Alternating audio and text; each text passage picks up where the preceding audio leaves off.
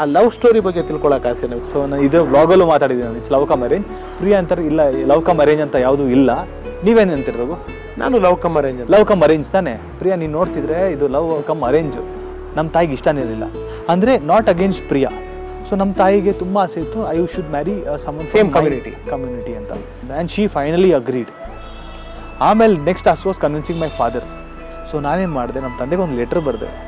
ಅವ್ರ ಮನೇಲಿ ಏನು ಪ್ರಾಬ್ಲಮ್ ಇರಲಿಲ್ಲ. ಅವ್ರಿಗೆ ಶಾಕಲ್ಲಿ ಇದ್ದಾರೆ ಇನ್ನು ಹೆಂಗೆ. See our connection is different.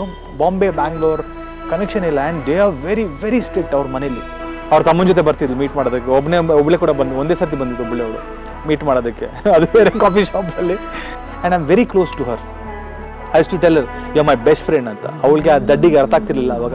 ಇವ್ರೇನು ಮದುವೆ ಆಗಬೇಕಂತಿದ್ದಾರೆ, ಬೆಸ್ಟ್ ಫ್ರೆಂಡ್ ಅಂತ ಇದ್ದಾರೆ, ಅರ್ಥ ಆಗ್ತಿಲ್ಲ ಈ ಮನುಷ್ಯನ ತಲೆ ಏನು ಓಡ್ತಿದೆ ಅಂತ. So I used to tell, now she understand.